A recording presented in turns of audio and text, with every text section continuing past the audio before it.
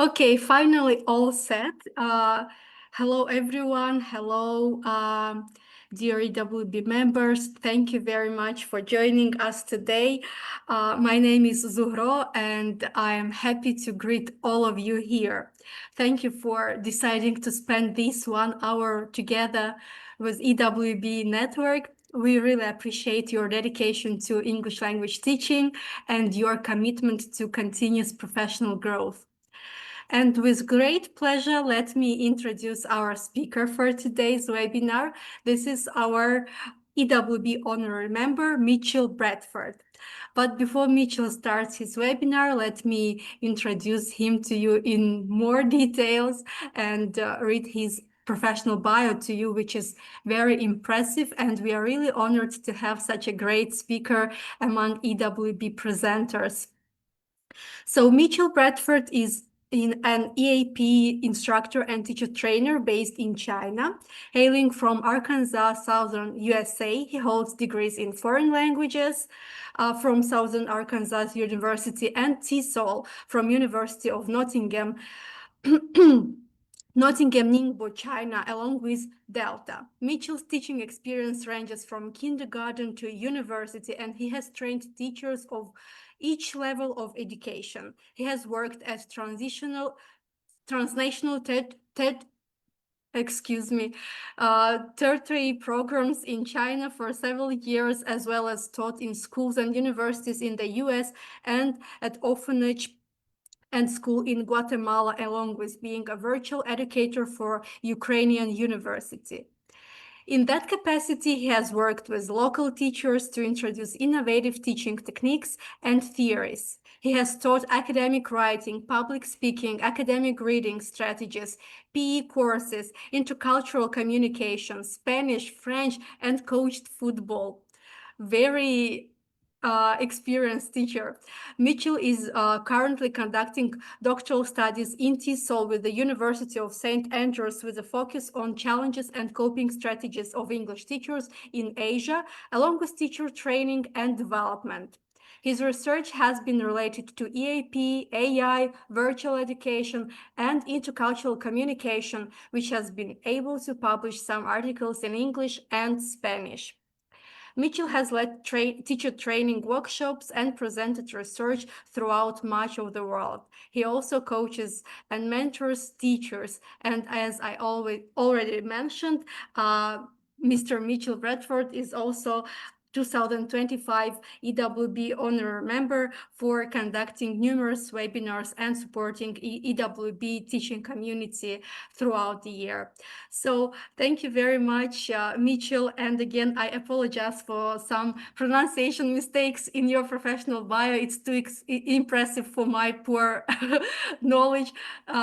So thank you very much for being with us today here. And thank you, dear participants, for joining us. I remind all of you to use this opportunity to ask your questions, to take notes of the most interesting strategies that you'll learn today, and then implement it in your classes and send us your short reports, such as pictures or short videos in our EWB Telegram community. So, dear all, please be active, enjoy this time, and dear Mitchell, over to you. Hey, y'all, cool. Oh, no worry. There's some big words in there that I can't pronounce either. And I wrote it. Huh. But cool. Hey, y'all, let me get my screen sharing and everything. This is my daughter, Mayana. She might be joining us, but she doesn't have the headphones, so they can't hear you. But cool. So, hi. So today we're looking at using music and movies in ELT with an example of K-pop Demon Hunters. Do you like this movie? Yeah. Cool. And again, my name is Mitchell, and I'll do like a shorter version of my intro right quick. So yeah, oh, there's my IG. If you guys don't have me on IG, y'all want to add me on IG, go for it. And ask for me for my materials. I'll share my email and other contacts later. But yeah, I'm from a small town called Newtonburg, Arkansas in the US, southern US. I am an EAP instructor. I also coach football and train teachers. I do also coaching and mentoring. I'm based in China. And right now I'm also a doctorate student. So I'm studying TESOL at the University of St. Andrews, looking at teacher development, teacher challenges and stuff.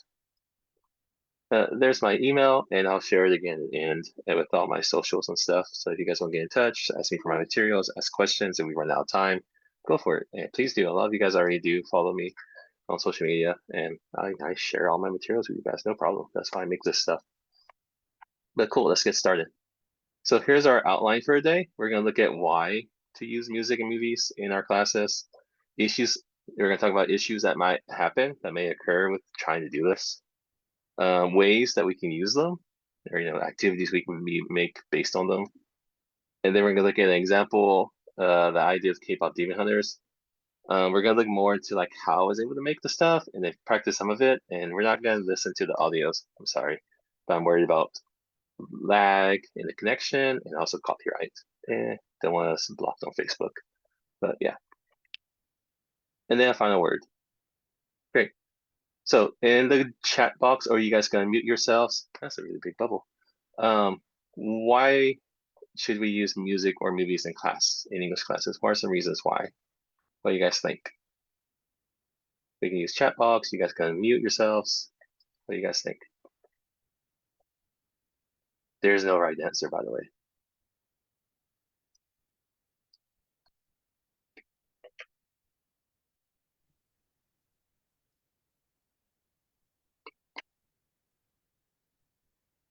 Hi, Mitra. How are you? Hey, Fernando, ¿cómo está? Bien, gracias. It's nice to see you again. Music is an amazing tool which can help students engage in a really, really fun way. You can use music and videos also to introduce not just vocabulary, but also grammar, inductive grammar activities. You can use also music as a follow-up and videos as well. I just believe that whatever you use is if it's music or movies or videos, you have to have an objective, right? Because just playing a song or using a song for the sake of using it, or using a video for the sake of using it, that in my opinion is something that isn't appropriate. Besides that, it's totally. a wonderful tool.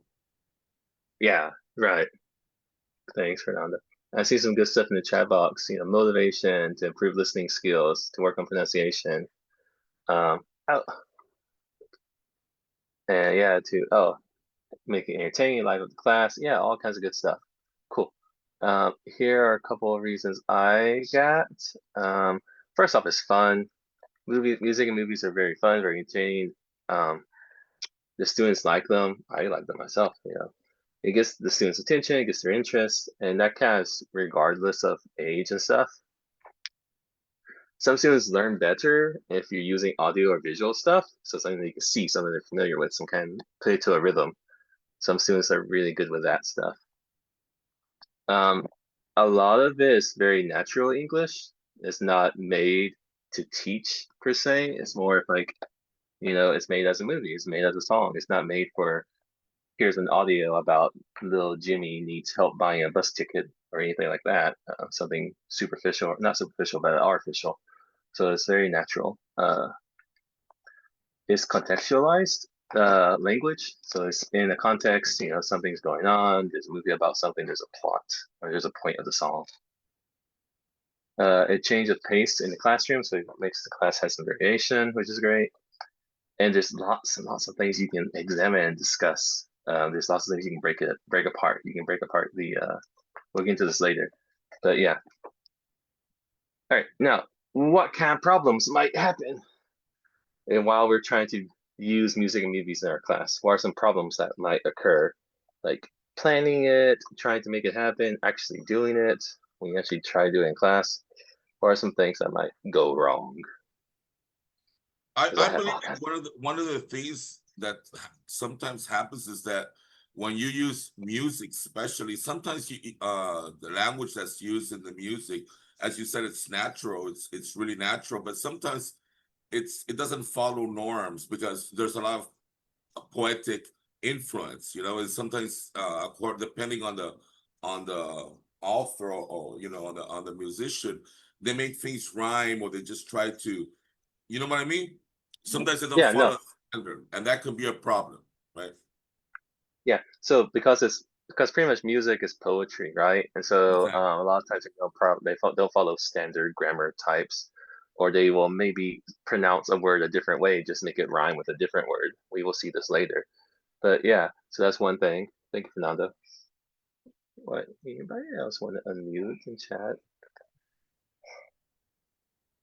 Another big mistake teachers make when using videos, especially movies, sometimes the segments they use are too long, you know? Yeah, And that's something you have to be careful about. yeah. Sometimes stuff is too long. So best to have little clips.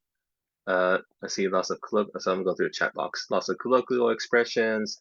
Yeah, we're gonna get into that a bit later. Some students might not listen to music in English, so they might not know exactly what you're talking about. Okay, great. Adapting. Oh yeah, trying to adapt to a theme in the lesson, try and make the music or movie adapt to something that you're doing in class. Issues on pronunciation. Yeah, very fun. Okay, cool. So we have another one. They'll just focus on the melody, forget the words. Maybe. Nice. I need to just have the chat box left open.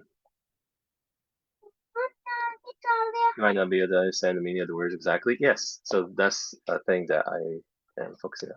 Great, so let's look at some of the stuff that I encountered whenever I was trying to do this stuff, losing concentration. Yeah, so here's the stuff that came up whenever I was trying to make these lessons and stuff. First off, it takes a lot of time to make them or prepare them and stuff and find everything. It took me 3 weeks to make materials just from 2 songs from K-pop Demon Hunters. Not even all the songs, just 2 of them. Tech issues. You have to worry about this. Will the speakers work? Will your computer connect to the speakers? How's the internet? Oh, the internet doesn't work today. All that stuff. Oh my gosh. That's why I'm not doing that today. Finding and managing the lyrics can be quite hard, especially with stuff like what K-pop is, how they mix up English with Korean, and then you have to worry about, do you want to use the Korean script or do you want it Romanized, which means it uses the English alphabet or the English alphabet that we use in English. And then also finding, downloading, or saving the videos. Of course, like there's YouTube, but then do you trust your Wi-Fi to stay connected all the time, or do you want to try to find a way to download videos and stuff? Fitting with students' interests, their levels, and trying to connect that to what you're doing in class, it can be quite hard. Balancing your own interests with that of students. So one thing is, like, a lot of teachers want to say that they're not into stuff, but then also you try to balance what you're interested in with what the students are interested in. Yeah, so that can be kind of hard. And also, like what we were talking about earlier, it's just making it where it's not just for fun, making it where it's actually educational. Okay, great. Now, one last discussion, we're going to jump in. What can we use music and movies to do, to look for, to examine, to practice? In terms of what are we looking at? I think we already talked about some vocab, some grammar, pronunciation. What else we got? I believe you can use But it basically for everything, you know? It just depends on how you plan your class and the objectives and the focus you have. yeah, also, give me a minute, sorry. Yeah.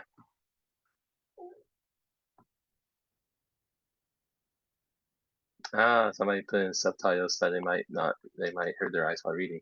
This is why I think I like to not use subtitles, because the idea is that they're supposed to be listening.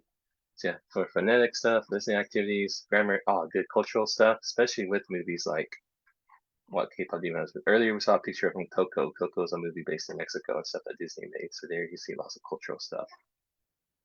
Yeah. Earlier we saw Lilo and Stitch, a thing from there. So there you have stuff with Hawaiian culture. But cool. So here are some things that we can do. First off, like I made a summary of it, and it's like, here's a summary, just read it comprehension, answer some questions about the characters or whoever. Okay, great. So we can do reading with it. Listening, of course, fill in the blank, fill in the lyrics, pretty much. We can look at vocab, cultural stuff. With some things, you can look at semantics versus pragmatics. which is semantics. That is what is said, and chromatics is what they mean actually. So the idea of like there being a second meaning to something that somebody says, or there's like a hidden meaning that comes up a good bit with songs. Listening pronunciation, especially with rapid speech, how certain words will change in rapid speech. And with with movies and stuff, you can have students do a write or discuss an alternative ending, or maybe what's gonna happen next. What's the second movie gonna be about? What's the sequel gonna be about? So that's quite fun. So there's quite a few things you can do with these. Okay, I saw stuff in the chat box. So I'm gonna keep going. All right, so we're gonna look at an example that I did with K-pop Demon Hunters, just because I watched this last summer with my kids, and they got really into it. And after a while, I was like, you can do something with this music thing. You can look at this and have students tear it apart. So yeah. So if y'all don't know the movie, here's the facts about the movie. It's the most watched like anything ever on Netflix with over 420 million views. It won awards for Best Animated Feature at the Critics' Choice and Golden Globe. 4 of their songs in the top 10 at the same time. That's the first for any soundtrack ever. Anything Taylor Swift, Kendrick Lamar, Drake, whoever you like, Michael Jackson. No, this did that. This is the first time that's ever happened. And it's from a cartoon. It's from a movie. 4 songs in the top 10 that have reached the top 10. That's the first time that's ever happened for any movie. Any movie that you know of that has really good music. Makes me, I don't know, what's another music movie? Anything. This did that. Their album reached #1. Their soundtrack is double platinum. This is the biggest K-pop group and K-pop songs ever in the US on Spotify. So bigger than anything, bigger than BTS, Blackpink, anything like that. They were nominated for 5 Grammys. They won 1 this weekend. That's the first time a K-pop song has ever won a Grammy. Ever. And they're nominated for 2 Oscars for animated film and song. So best animated film and best song in a movie. The Oscars are next month, I believe. And they're kind of expected to win. I'm kind of surprised they only won 1 Grammy. But, they were competing with Kendrick Lamar, Taylor Swift, and other stuff like that. But cool. All right, now into like the actual lesson that I do with students. Kind of start with a group discussion with the students. What is K-pop? Do you like K-pop? Let the students discuss it. And then, we see Blackpink, we see Big Bang, BTS. These are some pretty popular K-pop groups. All right, then we get into our reading, which I will have you guys try out because I'm not sure if everybody knows the movie. But here is a summary of the movie.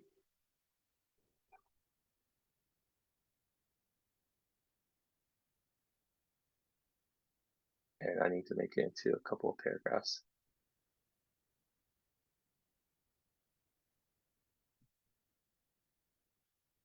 Because it's too much for one.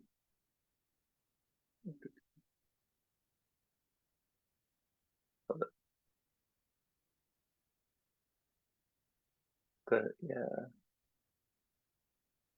just in case you guys actually want to read it like up close and stuff.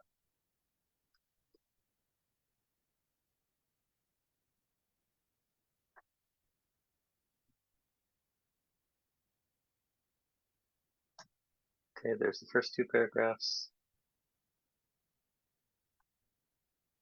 Here's the 3rd paragraph.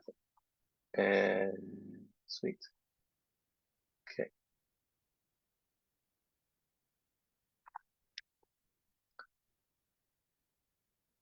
All right, and then here are 10 questions based off the reading. But yeah, while you guys read that, if you guys want to read it, I tried to have GPT make the summary for me, and I really didn't like the way they summarized it. They kind of didn't have the right information that I was looking for. Yeah, so after a while, I kind of just wrote it by myself. I was trying to get GPT to make it for me. It wasn't doing exactly what I wanted. So I pretty much used some of their stuff, but I pretty much wrote it by myself. But yeah.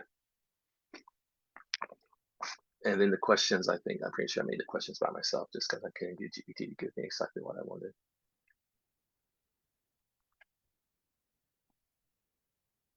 Okay, cool. So with this, we look over the answers. And then, of course, if you guys don't know, a demon is a kind of monster that hurt people. A soul is somebody's spirit, makes them human. K-pop is a genre of music from South Korea. Huntrix is the girl group. In the movie, they fight demons, they save people, blah blah. Genu was once human, he sold his soul, then became a slave. Rumi is part demon, so in the movie it's quite interesting. You can dive into it really, really well. But Rumi is part demon, she tries to hide that she's part demon. Zoe was raised in the US. She's like kind of between two cultures. She's trying to figure out who she is and stuff like that going on. Yima is the king of the demons. Oops, sorry. Haha. This is Mira. I knew I had another typo in here. Mira was disowned by her family for being too wild. And the Saja Boys are the demon boy band. And this is Mira. I thought I changed this. This is what happens when you do stuff live. Great. Okay. So now we're good. Good. Okay. Now on to the songs and the lyrics and everything. All right, we're first going to look at Soda Pop, and Soda Pop was one of the most popular songs. They played this at NFL stadiums in the US now, which is kind of crazy. But yeah, so looking at how I made that. So I got the lyrics from this website. You can just Google like lyrics to blah blah blah, and you get tons and tons of websites. I settled on one called genius.com, and the link is down at the bottom. Genius, and then the reason why is it gives you this. And then of course this is like really a lot to look at. And then later on I'll show you guys how I break that down. But this is what it looks like. And the reason why I chose this one, you can also get it from Spotify if you guys like Spotify, but I like this one more because they Romanize the Korean, which I have here highlighted in kind of the pink and purple scheme that I'm using for the PBT. And the reason why I want to use this is because, can you guys read the Korean script? I can a little bit, but most people can't read the Korean script. So that's why I wanted it to be Romanized, where you can kind of keep up to where they are in the song. Because yeah, it kind of helps with keeping up, and at least you can pronounce it. You know, most people cannot read. At least most folks that I work with, of course, cannot read Korean script. But cool. So what you get is pretty much this. So here are those lyrics. And then of course this is kind of hard that everything's all together. So then I break it up into some different segments. Pretty much like each time they go into a chorus or whatever, I kind of break it up. And then I number it. Okay, so this helps for activities later where if I have a thing about if I want to highlight a certain word, like what does this word mean, I don't have to, the students don't have to go and try to find it. It has the line number. So it says like, let's say, where's a word? Let's say refreshing.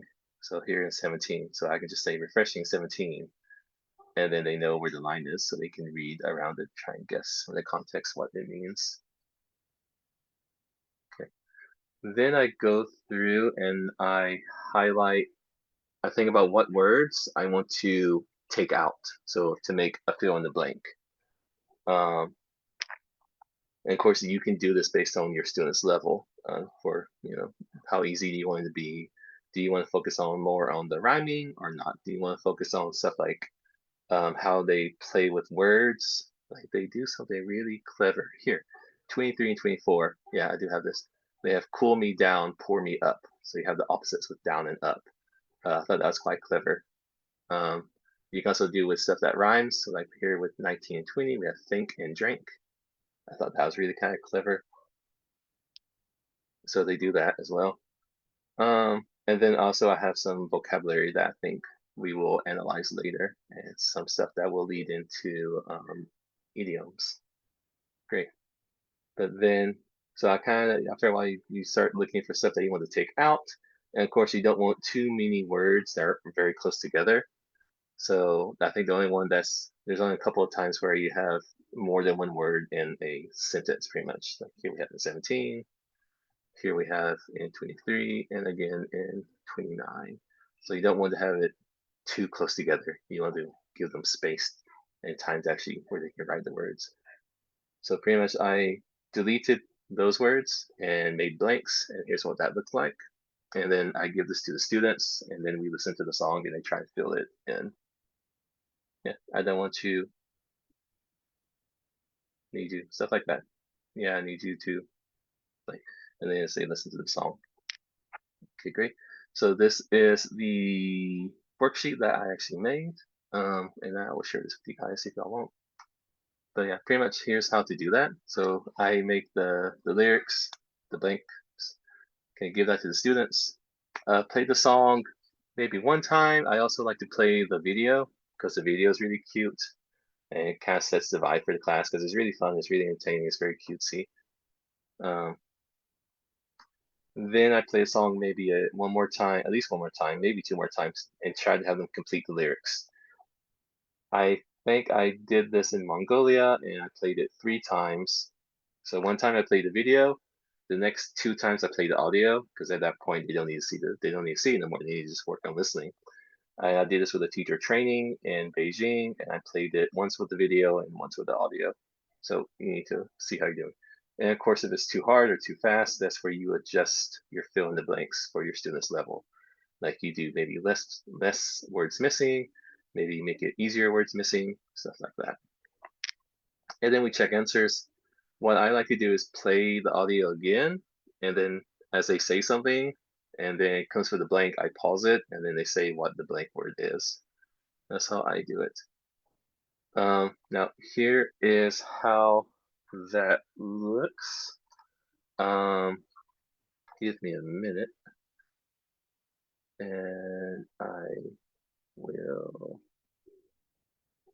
share this with you guys. Training, workshops. Nope. Where are we? Wait, no, they're here. Wrong thing. Haha. Have too many things going on. There we go. Chat. Now, hopefully I can save a document here.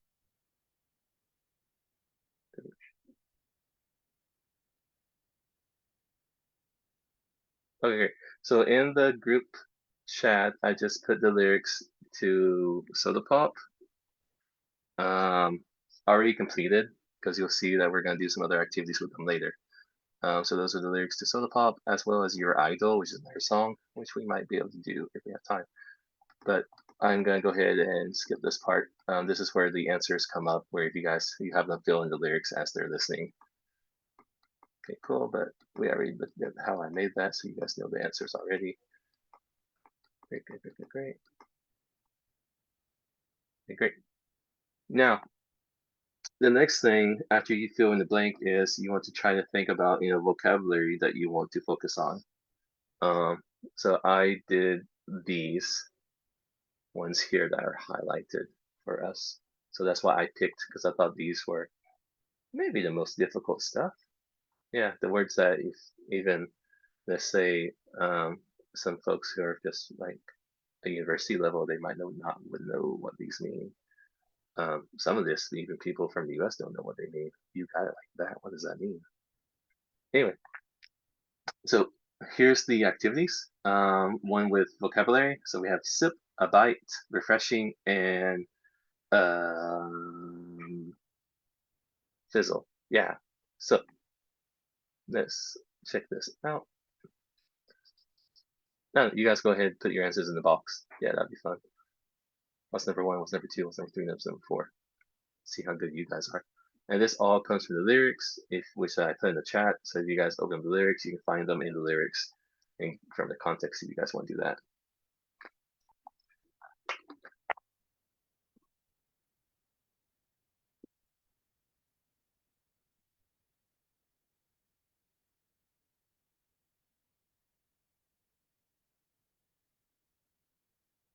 Or maybe this is just too easy, eh?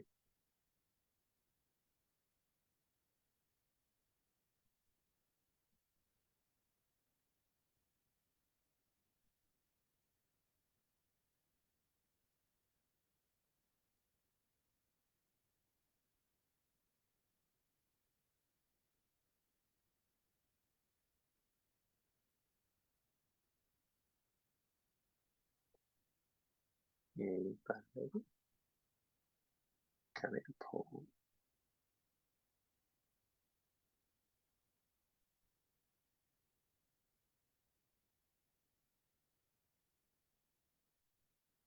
Okay, cool. Yeah, then you let them try it for a bit. So fizzle means to make a hissing or bubbling sound. Like when you open a Coke, it fizzles. A sip is a small or a little drink of something. Small drink, a little drink. A bite is a small or a little mouthful of something, usually food. And refreshing and satisfying. That was really hard to think of what does refreshing mean. But essentially, I tried to make that easy. All right, now these idioms, I do want you guys to try these out because these are kind of fun. There's only 3 of them. But what does it mean to look like a snack? This is from line 9. What does it mean that got it like that? Like she's got it like that, he's got it like that, you got it like that. Also in line 9. And hit the spot. What do those mean? And that's really fun because like the one that's B got it like that one has been analyzed by like linguists in the US for decades trying to figure out what that means exactly. It's very slang. It's one of those things that nobody really knows exactly what it means.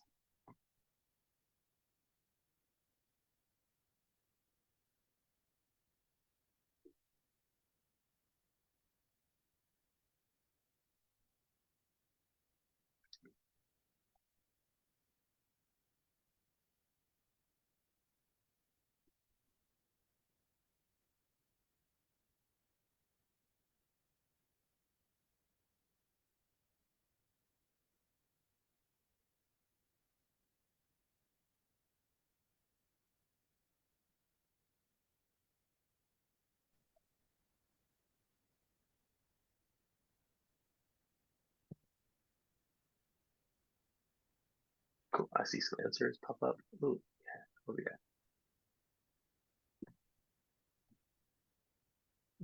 Things are interesting.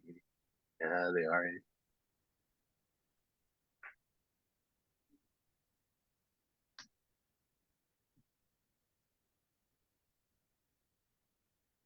Oh, Zora says he doesn't know these ones. Oh, Pariva doesn't know. Bye bye. Ah, so this is fun. Zainab said ZAB. We have another ZAB. ZAB. Let's check it out. Yeah, no. So to be exact, yeah, no, they're kind of similar with was it hit the spot and got it like that. It's kind of similar. So it depends on if it's a person or a thing with hit the spot. Yeah, it's kind of hard. To be exactly what is needed or wanted, satisfying, that's really hit the spot. So like you're really hot, you're really thirsty, a Coke or like an ice water will hit the spot. Or if you're very hungry, you have like you want just noodles, you have very good noodles, they hit the spot. It's exactly what you wanted. Now, look like a snack, to be very attractive, to be very pretty, to be very handsome. It's very slang. It's very, very slang. Teenagers and young folks will say it. Right. And then 3, to have or be what everyone or someone wants. To got it like that. Like she's got it like that. Like she is what I want. And it's usually like kind of a flirty kind of way. Yeah. So yeah, if you didn't know, Soda Pop is kind of like a love song. Okay, now with those kind of lyrics and some of their stuff in the song, we can look at semantics and pragmatics. Now again, semantics are the literal meaning, what they actually say, and that's not dependent on the context. So if you say the moon is a pearl, it means the moon is a pearl. Like it is a pearl in the sky. It really is a pearl. Pragmatics are the implied meaning. So that is dependent on the context. So what if somebody says the moon is a pearl, what they really mean is that the moon is round, is white, stuff like that. Okay. So what they say versus what they actually mean. Okay. So this comes up in this song a couple of times. So here are 4 things that they say. Now this is really interesting as well, because remember, they're a boy band, they're singing to their fans. So there's things that the fans hear, the fans want to hear and stuff, it's a love song, blah, blah, blah. But then also remember now, they are demons. They are bad people. They want to eat you. They want to eat your soul. So it's what do they actually mean? Okay. So I'll give you guys some time to work on that. But what does it mean when they say, I need you to fill me up? What do the fans hear? What do the fans think? Versus what do they actually mean? You taste so sweet. What do the fans think? What do they actually mean? Saying that they look like snacks. What do the girls think? What do the fans think? Versus what do they actually mean? And then I'm into you, feed me. What do they say versus what do they mean? Let me give you guys a couple minutes to think about that. And yeah, that's kind of fun.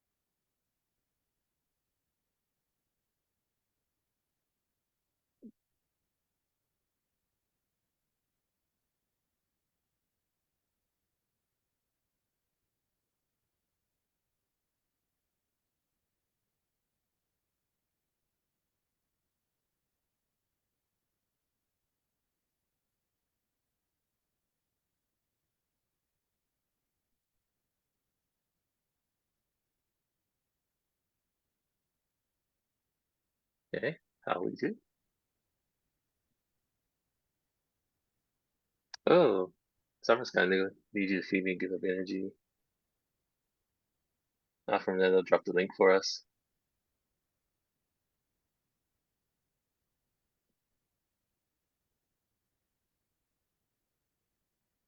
I know, sure, stuff from American English, which is actually really great. I used to work with that company.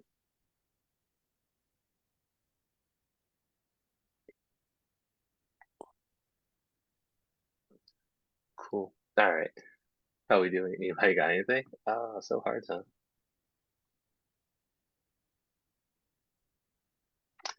Not real food.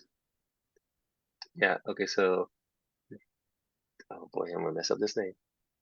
Diana Cruz is on the point with saying taste so sweet means, somebody's lovely, somebody's beautiful. Cool. All right, let's check these out. I'll help y'all out. So I need you to fill me up. Now, so if it's a guy, a teenage boy or a young guy tells this to a girl, I need you to fill me up. What's he mean? What do you guys think? Y'all want to unmute yourselves? That'd be great.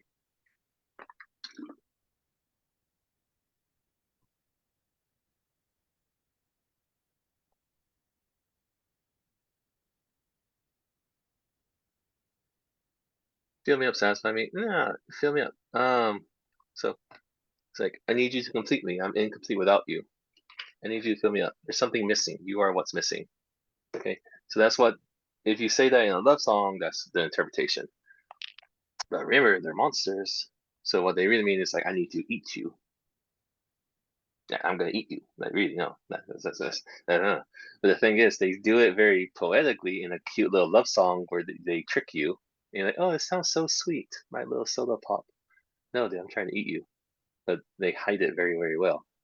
Okay, you taste so sweet. So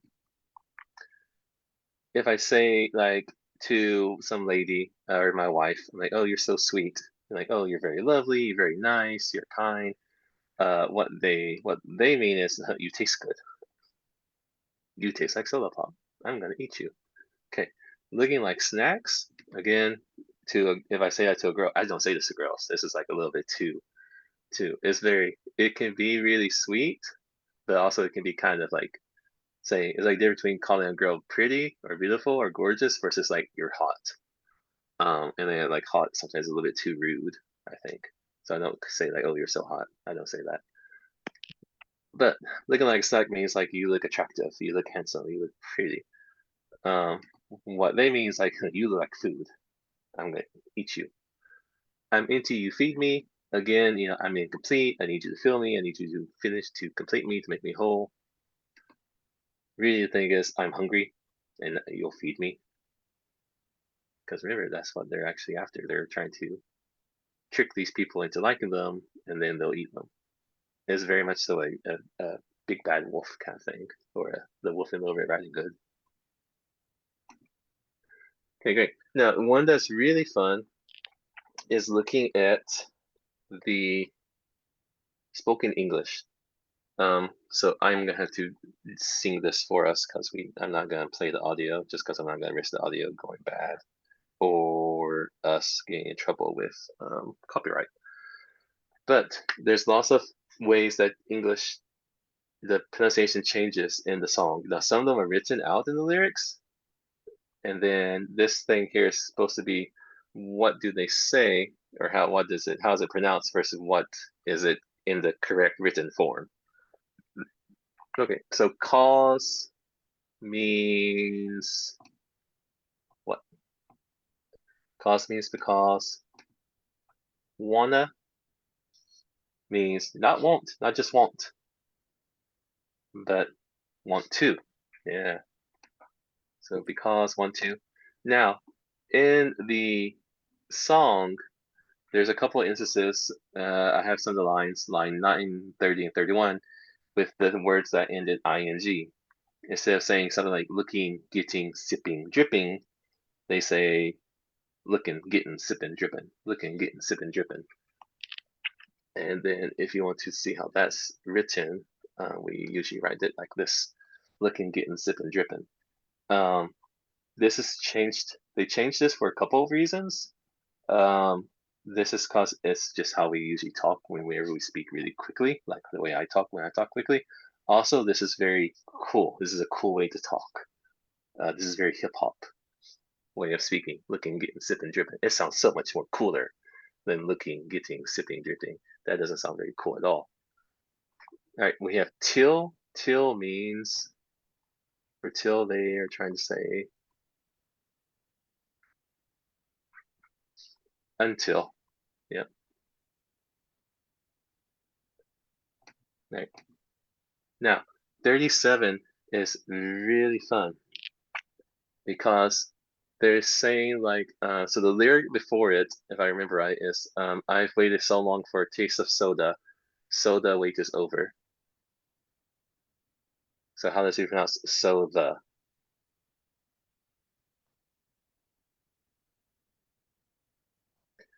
Almost, almost, not soda. He says soda again. Soda. Soda wait is over. Soda wait is over. Soda wait is over. Now, why does he say soda wait is over? He says soda wait is over because the previous word that he said from the previous line is also soda. Yeah, no, it's poetry. The way everything links up. So it goes, 36 goes, I've waited so long for a taste of soda. Soda wait is over. So it's a play on words, for play on pronunciation. All right, and also in 37, I might have given away the answer. He says over. So you look at the lyrics, it's written as over, but he doesn't say over.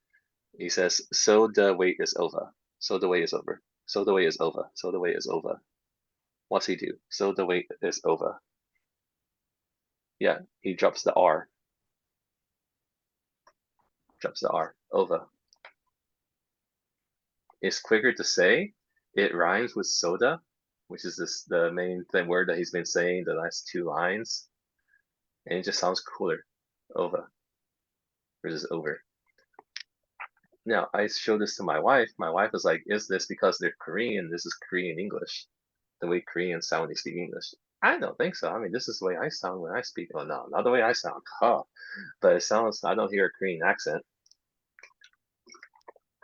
They sound pretty fluent to me. I mean, they're all Americans, actually. Yeah, this is a fun stuff to check out. Okay, now we have a little bit of time. We'll go fast with this one. Now, your idol is really interesting. So your idol's the second song that the boys play. They only do 2 songs in the whole movie, but this really changes the dynamic of the movie and stuff. Again, with the lyrics, you already saw how I did those and stuff. Blah, blah, blah, blah, blah, blah, blah, blah, blah, blah. If you guys want this, just drop me a line on IG, Facebook, or my email, and I'll send this to you guys. It'll probably be Gmail. But again, here's stuff with vocabulary, with what does obsessed mean? What is a sanctuary? What are sins? And viral. So yeah, I will do viral with you guys just because viral is so interesting. So this is where they start rapping. This is the rap part of the song. But anyway, he says, thank you for the hate. It's got me going viral. Okay, what does viral mean? Let's talk about viral. So I'll go ahead and give it to you. Viral means to become very popular, like quickly online. So like a viral video, okay? There's a video that's viral. It became very popular online very quickly. Viral has another meaning, and viral is the adjective for a virus that spreads. Okay. So the idea is that, okay, the hate has me going viral because it makes me more popular. Your hate's making me popular, but also I'm spreading like a virus. And the idea is like they're demons, they're monsters. So we have a double meaning right there. So clever. Yeah, something widespread. Yeah, so viral like a virus spreads. And the idea is like they're demons, their music spreading like a virus, and they're trying to kill everybody. But yeah, and here are the answers to the rest of those vocabs. So clever. They took them 5 years to make this movie, by the way, you guys. So they are really clever with this stuff. But yeah, so there's those answers. Again, with idioms, to keep you in check, to preach to the choir, and to get the mic higher. Get the mic higher is a rather new idiom. That was a little bit new. That was a little bit tricky to pinpoint exactly what that means. But I'll give you the answers. So in the song, they're saying that they're preaching to the choir. Preaching to the choir is like you're telling people something they already believe. So like I'm trying to convince the EWB people that English teaching is very important. How like English teaching is the most important thing in the world. We need to really, really dedicate that. We need to spend lots of time training our teachers and helping the students learn English. That's very, very important. You already know that. I'm preaching to the choir. I don't have to tell you. You already know this. Okay. Keep you in check means keep you from doing something wrong. So usually like, your parents or your wife or girlfriend or whatever will keep you in check. Will make sure that you don't get in trouble. For them, the boys, they're talking about, disobeying me, doing something I don't like. Now, get the mic higher. The idea is like you're speaking into a microphone and you've already influenced the people around you. So you want to get the mic higher so that your influence spreads. So you can have a wider influence, a wider area of impact. So the idea is in the video, in the music with the boys is like they've already convinced all the fans in that city to listen to them. And now they want to get higher, which means they're going to expand and try to expand their influence beyond those that you see in the movie. Yeah, that's also really interesting stuff. Okay, and then again, with the pronunciation stuff, with how they pronounce stuff, if you listen to it, they don't really say sanctuary, they say sanctuary. And it's like, why is he saying like that? Why does he say sanctuary? Why does he break it down? It just sounds cool. Again, we see higher become higher. Give me, if you guys don't know, give me. I'm a, they say again and again, I'm gonna be your idol, I'm gonna be your idol. I'm going to be your idol. Viva and believer instead of fever, believer. Mind now, like I'm living your mind now. I'm in your mind now, but it's not mind now, it's mind now. I'm living your mind now. And the reason why they say mind now is because in the previous sentence, they said, I'm your mind now, and I'm living your mind now, or something like that. They blend them together. Instead of saying free and me, they say fray and may. So instead of I will make you free when you're all a part of me, they say I will make you fray when you're all a part of me. The reason why is because that sounds like afraid. It sounds more scary. That's a different vowel sound, so it sounds more scary. set your world on fire. It's set your world on fire, or set your. Yeah, so there's lots to do with pronunciation. Fun. I'm going quick because we're almost out of time. But then also there's stuff where in that song, in your idol, they change the chorus. And so you can have students examine why that. So for this one, instead of saying I can be the star you rely on, they change it to watch me set your world on fire. Don't you know I'm here to save you? They say no one's coming to save you. I'm all you need. I'll be your idol. You're down on your knees. I'll be your idol. So the idea is why they changed this is because they've already convinced the people they don't have to hide no more. Game over. You know, like why do they have to hide? Great. And then there's a fun thing you can do with students with comparing the songs. Like why is Soda Pop so cute, so colorful? And then the idol is so scary. He's very demonic. If you look, so also you can dive into the logos and stuff if you guys know Korean. Saja means lion in Korean, so their logo is a lion. Okay, and then one thing you can see is how the logo changes from Soda Pop to your idol. How the lion has the horns, more demonic, more like a devil, right? So that's how the imagery changes. Also, Saja is a shortened version of the Grim Reaper in Korean. The Korean word for Grim Reaper, the guy that brings death, starts with Saja. So it's a play on words. It's quite fun. Also, a little bit more fun stuff. You can talk about the cultural stuff, talk about the food. You can actually try the food in class. The students will like that a lot. The grandmas in the movie. The animals, which are actually part of Korean culture, the tiger, the magpie and stuff, and they're in ancient paintings in Korea and stuff. The clothes that they're wearing, and the use of Korean songs. You can actually analyze the Korean and how they're using that. That's actually quite fun. Have students do some discussions even. You know, Gio sold his soul for a beautiful voice. What are some other things people might sell for their souls? Stuff like that. Sell their souls for.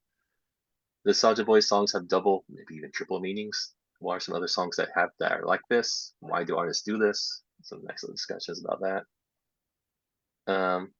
In real life, do you think music can fight bad feelings? Because the idea is like the Huntrix girls, they sing to fight off the demons, and demons represent sadness and anger and all those bad feelings. So they sing to fight those. Yeah. All right. Discuss or present or write an alternative ending or the next movie. You can do that with students. All right, let me summarize and let's do on to questions because we're running out of time. My bad.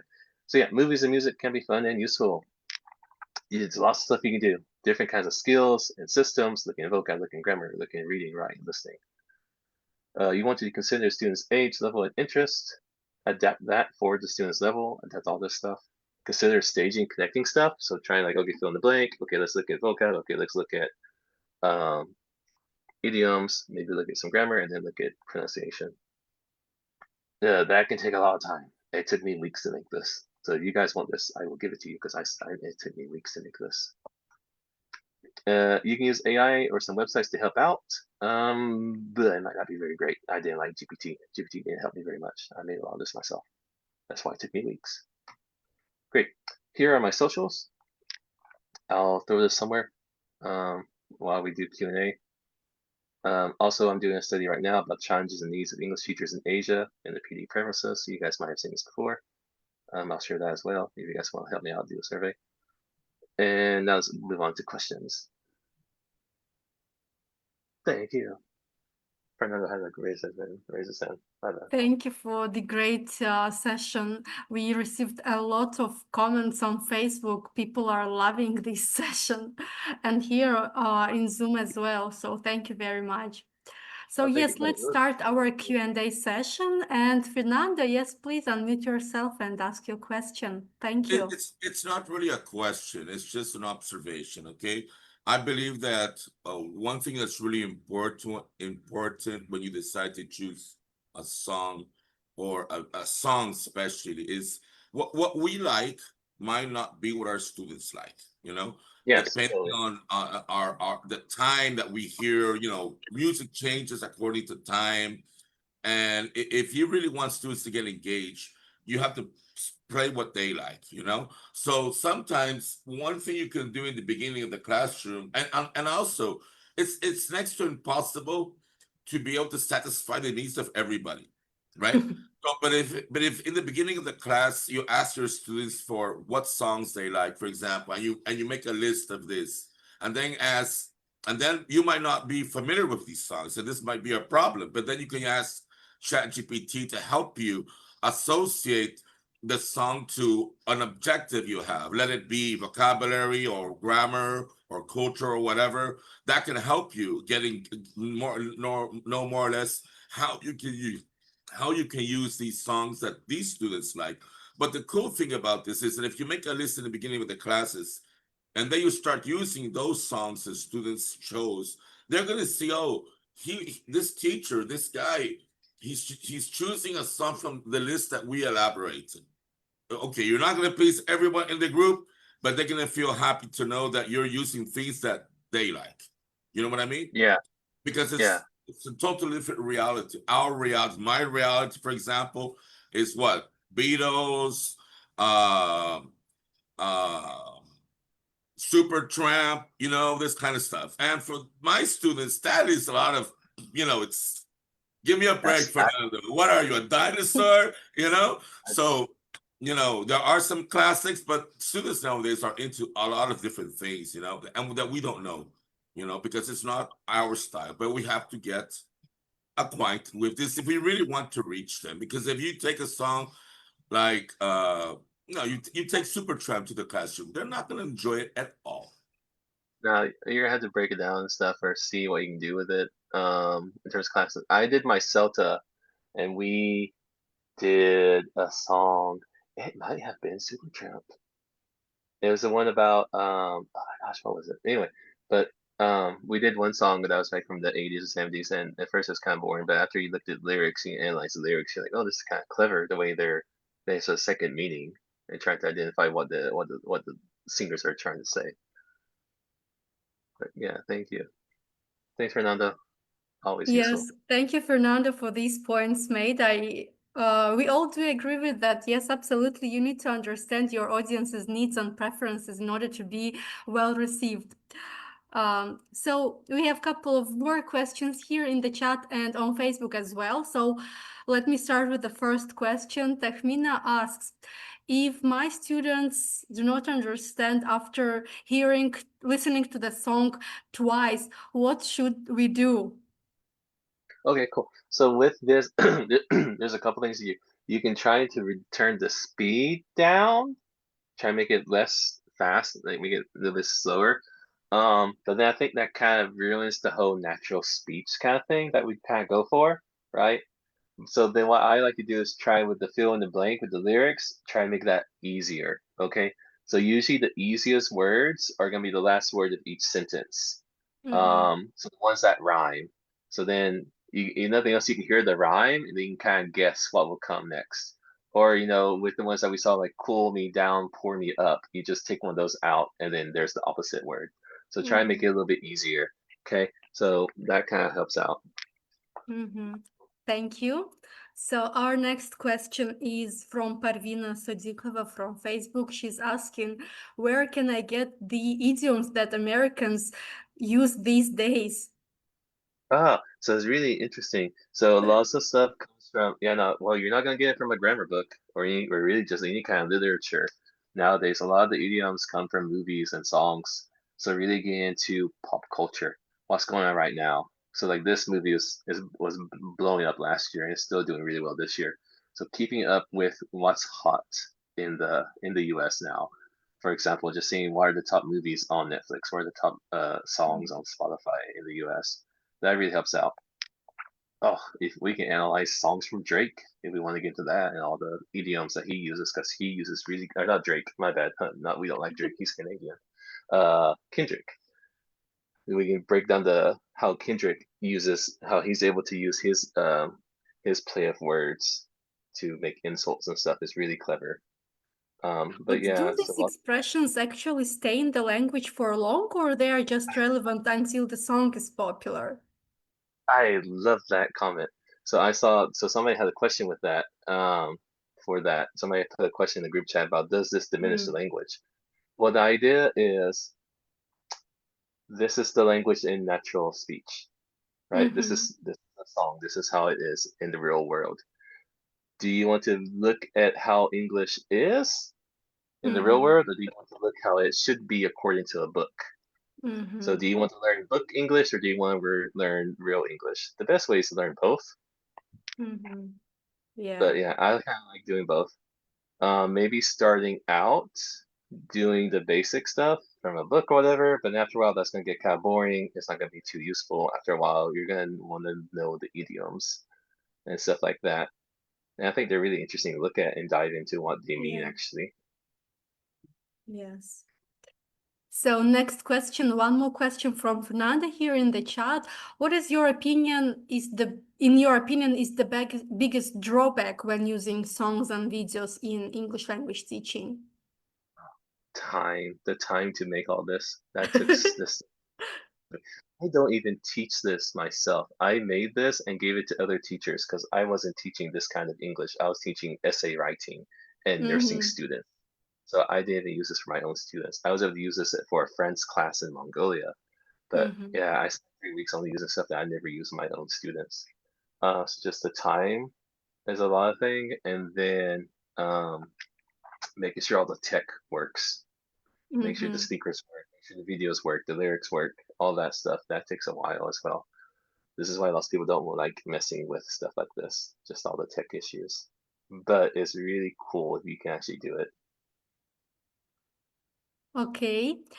Next question. Again from Fernanda. Fernanda is asking great questions. What is the perfect time for a video segment? Cool. So, lots of people like using, like, if you're just gonna use it like as a warm up or like a small little thing, a lot of people do it at the beginning of class, stuff like that. With what we looked at today, if you want to do the whole lesson, it could probably take a whole hour and a half class, maybe 2 hours if you want to. So it depends on what you want to do with it. But a lot of people like using these for warm ups, any kind of stuff that's really, so the best thing to do is like do the audio first, and then you look into the fill in the blank with the lyrics, you look at the vocab, you look at the idioms, you can look at grammar if you want to, and you look at the rapid speech, how that changes. So the idea is that the video would come first, and then you spend the rest of class analyzing that. Good. So next question from Zumrat. She's asking, how should we choose music for the mixed ability classes, where some students have poor listening skills while others have good listening skills? Okay, sweet. So one thing with this is with like the fill in the blanks, you just make it harder or more blanks for the upper level students and easier or less blanks for the weaker ones. Also, if your kids have their own tech, like in the US, for example, most of the students have access to like a tablet and headphones and stuff, so they can listen to it again themselves. And of course, if your students are like university level and they have laptops, they can listen to it themselves at their own pace. So that kind of helps out. But then what I like to do is try to aim in the middle and then try to make yourself a little bit easier for the weaker ones, a little bit tougher for the advanced ones. Also with the ones who are more advanced, if they are just running through material really quick, you can try and have them do another activity as well. Like here's an extra activity for those guys. So one question I have from me, so we are using these songs and these great activities. I really enjoyed them. But my question is, how can we make sure that students actually start using these words and collocations in their writing, in their speaking, not just fill in the gaps or match the word and the meaning and then forget about it when the lesson is over? So should we come back again to this material and revise it again? So how it usually works in your case? Yeah, so you can have them, like a lot of people like doing like a vocabulary notebook. They can add stuff in there. They can maybe use those words or idioms in a sentence or try to write a paragraph of their own using them and stuff like that. So yeah, you can do stuff like that. I mean, yeah, it'll be the same as like how can we make sure they use the words that we saw in a reading from a book about, I don't know, NASA, or text or a paragraph about NASA? How do we make sure they understand they are using the words rocket launcher or, I don't know, launch in their own So stuff? when you It's the same. plan these activities with songs, you also need to plan follow-up activities for the entire semester or academic year, let's say, so to make sure that those words are not just archived somewhere or forgotten forever. Well, no, it's the same as like with anything else you would do. Yes, With like right. read an article about, I don't know, endangered animals. How do you make sure they understand what endangered is or what is conservation and stuff like that? Yeah. Yeah. Good. So I think that we should conclude our today's session. It was really interesting, a lot of really nice exercises you showed, a lot of really good strategies. And our audience, as I mentioned, enjoyed today's session. So thank you very much, dear Mitchell, for dedicating your time, your energy, your knowledge to EWB community in Tajikistan.